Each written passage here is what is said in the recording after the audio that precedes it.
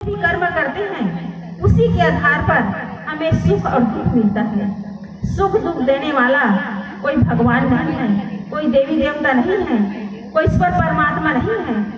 हमारा कर्म ही हमें सुख और दुख देता है। इसलिए मुख्य बात है अपने कर्मों को सुधारना। गोस्वामी जी ने भी कहा है, बड़े भाग्य मानुष सन पावा, सद सुर दुर्लभ सदग्रंथ ही गावा, साधन धाम मोक्ष कर द्वारा, पाए न जे परलोक संवारा। बड़े सौभाग्य से हमें मनुष्य का जीवन मिला हुआ है, और यदि हमने अपने कर्मों में सुधार नहीं किया, सही दिशा में यदि नहीं चले, सही रास्ते को छोड़कर गलत रास्ते पर चलते हैं, उसमें हमारा ही नुकसान है, हमारी ही गलती है। इसलिए जीवन सोच विचार कर चलने के लिए मिला हुआ है। बिना विचारे काम करेंगे, बिना विचारे खाएंगे, बिना विचारे बोलेंगे, बिना विचारे काम करेंगे तो अंत में पश्चाताप करना पड़ेगा। कहा भी गया है, आछे दिन पाछे गए, गुरु से किया न खेत, अब पछताए मौत क्या जब चिड़िया चुग गई खेत। अंत में केवल पश्चाताप ही करना पड़ता है। इसलिए जीवन जो है वो विचार पूर्वक चलने के लिए मिला हुआ है। शराब पीने वाला विचार नहीं करता, चोरी करने वाला विचार नहीं करता, इसलिए वो गलत काम करते हैं, गलत खानपान करते हैं। झूठ बोलने वाला विचार नहीं करता, निंदा चुगली करने वाला विचार नहीं करता, हिंसा हत्या करने वाला विचार नहीं करता, भ्रष्टाचार और रिश्वत लेने वाला कभी विचार नहीं करता कि हमें जीवन मिला हुआ है, इसे हम किस तरह जिए, किस तरह बिताएं। ये हमारे जीवन के लिए गलत है, इस पर विचार ही नहीं करता। इसी कारण वे अपने जीवन में गलत करते चले जाते हैं और अंत में मिलता है केवल दुख और पश्चाताप।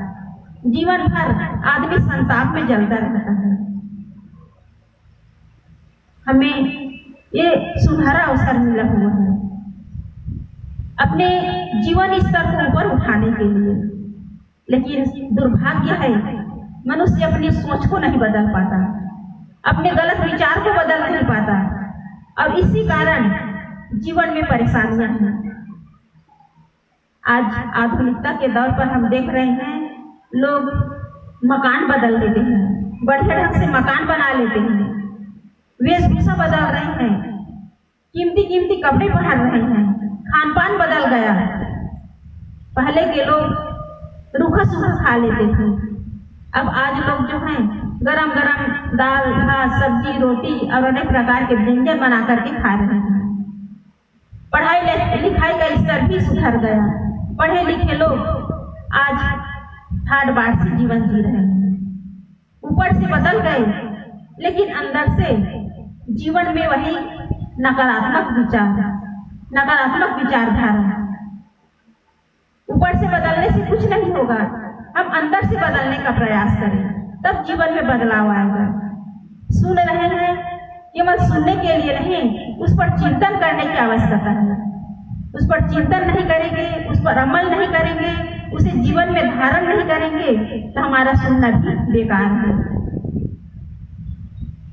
ये जीवन कर्म भूमि का है, और इस कर्म भूमि का मानव जीवन में आकर यदि हम सत्कर्म नहीं किए, औरों के साथ मीठा व्यवहार नहीं किए, मीठी वाणी का प्रयोग नहीं किए, अपने बड़े बुजुर्गों का आदर सम्मान नहीं किए, अपने हृदय में दया क्षमा करुणा का भाव नहीं, तो हमारा मानव जीवन पाना निरर्थक है। पशु पक्षी में ये सब नहीं है, क्योंकि उनके अंदर न विवेक है, न विचार है, न विकसित मन है। ये सब शक्तियां केवल मनुष्य को मिली हुई है। बोलने की शक्ति, विचार करने की शक्ति और विकसित मन, ये मनुष्य को प्रकृति की ओर से अनुपम उपहार मिला हुआ है। लेकिन दुर्भाग्य है, आज मनुष्य वाणी का दुरुपयोग करता है, मन का दुरुपयोग करता है, अपनी बुद्धि का दुरुपयोग करता है। इसी कारण जीवन में दुख है, परेशानी है और अनेक प्रकार की समस्याएं हैं। और इसी कारण जीवन जो है निम्न स्तर की ओर बढ़ता चला जा रहा है। सारी सुविधाएं बढ़ गई लेकिन जीवन में सुख नहीं बढ़ा। आदमी जो है ऊंचे से ऊंचे पद पर पहुंच गए लेकिन अंदर में सुकून और शांति नहीं। तो ऊपर की उपलब्धि किस काम की, बाहर का ठाट बाट किस काम का? अंदर सुकून होना चाहिए, अंदर शांति होनी चाहिए, अंदर चैन होना चाहिए। और यह तभी होगा जब हमारे अंदर औरों के प्रति हित की भावना हो, औरों के प्रति प्रेम और भाईचारे की भावना हो, औरों के प्रति दया, क्षमा और करुणा का भाव हो। हमारा एक एक विचार हमारे कर्म का निर्धारण करता है। इसलिए मुख्य बात है हम अपने विचार को सुधारें, क्योंकि कर्म करने के पहले आदमी विचार करता है। और यदि विचार गंदा है तो कर्म भी गंदा होगा, और कर्म यदि गंदा है तो जीवन भी अपवित्र बन जाएगा, जीवन भी गंदा हो जाएगा, जीवन भी दुर्गंधियों से भर जाएगा। दुर्गंधी क्या है? हमारे अंदर के विकार जो हमारे जीवन में सड़क पैदा करता है। इसलिए हम अपने जीवन में सद्गुणों को धारण करें। इसलिए मुख्य बात है हम अपने कर्म को सुधारें। कर्म को सुधार लिए तो हम जहाँ भी रहेंगे सुख से जीवन व्यतीत कर सकते हैं, सुखी हो सकते हैं। औरों को भी सुख से जीने के लिए हम प्रेरणा के स्रोत बन सकते हैं। तो मुख्य बात है अपने कर्मों को सुधारना। हमें सुख दुख देने वाला कोई बाहर देवी देवता या कोई ईश्वर परमात्मा नहीं है। गोस्वामी जी ने भी कहा है, काहुल को सुख दुख कर दाता, निज कृत कर्म भोग सब उठाता। हमारे सुख दुख का दाता हमारा सुख अशुभ कर्म है। वो हमें किस प्रकार सुख और दुख देते हैं। एक घटना है, एक राजा था, उसने विचार किया कि जिस शुभ मुहूर्त में मेरा जन्म हुआ है उसी शुभ मुहूर्त में अनेक लोग जन्म लिए, लेकिन वे राजा क्यों नहीं बने और मैं ही राजा क्यों बना। राजा अपने राज दरबार में सभा बुलाई। सभा में बहुत लोग उपस्थित थे। राजा ने अपने प्रश्न रखा कि जिस शुभ मुहूर्त में मेरा जन्म हुआ है उसी मुहूर्त में अनेक लोग जन्म लिए, लेकिन केवल मैं ही राजा क्यों बना और लोग राजा क्यों नहीं बने। सभा में बहुत लोग उपस्थित थे, लेकिन कोई राजा के प्रश्न का उत्तर नहीं दे पाए। उसी राजसभा में एक बूढ़ा व्यक्ति बैठा हुआ था। वह धीरे से लाठी टेकते हुए उठा और राजा साहब से कहने लगा कि राजा साहब, आपके प्रश्न का उत्तर यहाँ से दूर जंगल में एक महात्मा जी पधारे हुए हैं, वही आपके प्रश्न का उत्तर दे सकता है। राजा दूसरे दिन प्रश्न का उत्तर जानने के लिए जंगल क्यों निकल पड़े। जब वे महात्मा के पास पहुंचे तो महात्मा जी जिस पोजीशन में बैठे हुए थे और जो वो गतिविधि कर रहे थे, जो क्रिया कर रहे थे, उसको देखकर राजा को बड़ा आश्चर्य हुआ। महात्मा जी आग जला करके बैठे हुए थे और उस आग से जो लाल लाल कोयले का अंगार निकल रहा था उसको खा रहे थे। राजा को बड़ा आश्चर्य हुआ। महात्मा जी है, ध्यान साधना कर रहे हैं, त्यागमय जीवन जी रहे हैं, लेकिन ये उठान क्रिया कैसे कर रहे हैं। लेकिन राजा को अपना प्रश्न का उत्तर जानना था। उसने महात्मा जी से कहा कि महात्मा जी, मेरा प्रश्न है, इसका उत्तर दीजिए।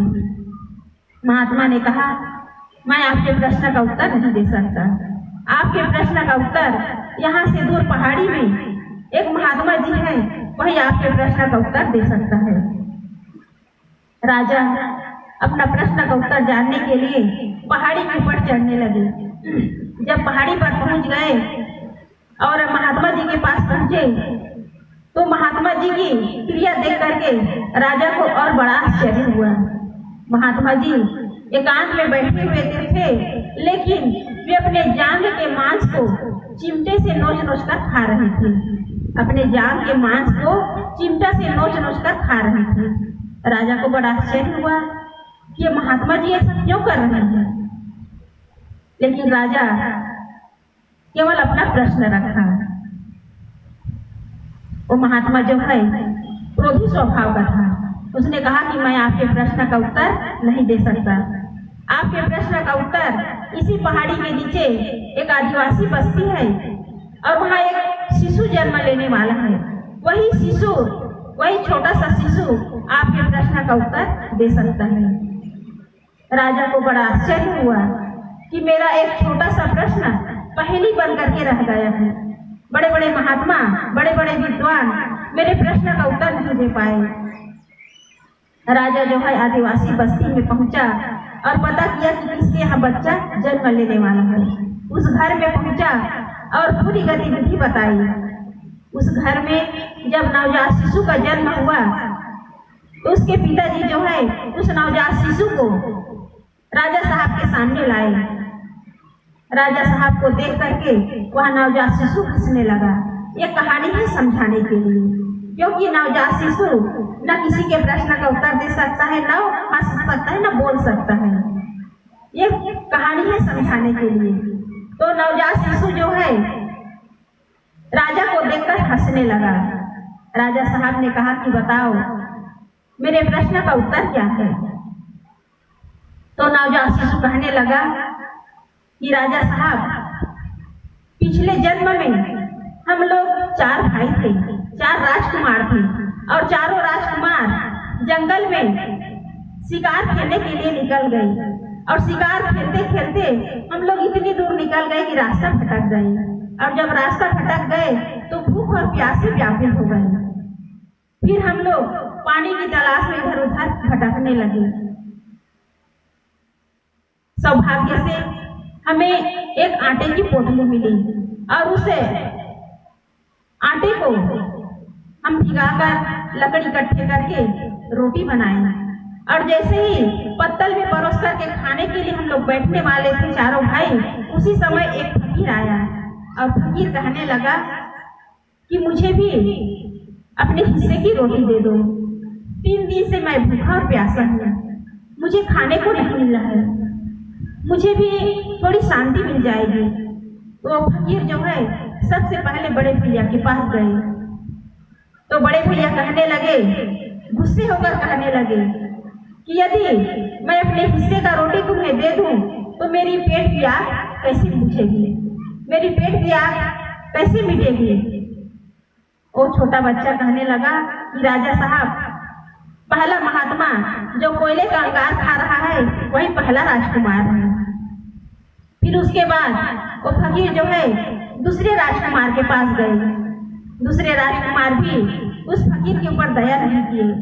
नाराज होकर, क्रुद्ध होकर, क्रोध आवेश में आकर कहने लगे, यदि मैं अपने हिस्से का रोटी दे दूं तो क्या मैं अपने मांस नोच करके खाऊं। गुस्से में कहा, उसे दया नहीं आई। वो शिशु कहने लगा कि राजा साहब, दूसरे नंबर का राजकुमार वही महात्मा है जो अपने जान का मांस नोच नोच करके खा रहा है। फिर तीसरे नंबर में वो फकीर मेरे पास आया। मैंने भी उसे दुत्कार दिया, मैंने भी उसका तिरस्कार किया और कहा कि यदि मैं आपको मेरे हिस्से का रोटी दूं तो मैं भूखा ही मर जाऊंगा। और चौथे नंबर में आपके पास गया। चौथे नंबर के राजकुमार आप थे, आपने दया किए और अपने हिस्से के रोटी दिए। इतना कहा और वो नवजात शिशु का शरीरांत हो गया, इस संसार से चला गया। तो कहने का मतलब यही है कि जो देता है वही पाता है। ये सृष्टि का एक नियम है, प्रकृति का नियम है। जो दोगे वही लौट करके मिलेगा। दूसरों के ऊपर दया करोगे तो आपके ऊपर भी दया करने वाले कई लोग हो जाएंगे। आप अपने अंदर परिवर्तन ला करके तो देखिए, प्रेम, दया, करुणा का भाव ला करके तो देखिए, जीवन में परिवर्तन आता है कि नहीं आता है। लेकिन आज लोगों का हृदय इतना कठोर, पत्थर जैसा कठोर हो गया है कि वे अपने ही लोगों के साथ दया का बर्ताव नहीं कर पाते, अपने ही भाई बंधुओं के साथ प्रेम और करुणा का बर्ताव नहीं कर पाते। पड़ोसियों और गांव वालों से तो दूर की बात, अपने ही घर में हम पराये जैसा व्यवहार करते हैं। अपने ही घर परिवार में हम अजनबी जैसे रहते हैं। एक छत के नीचे रहते हैं लेकिन प्रेम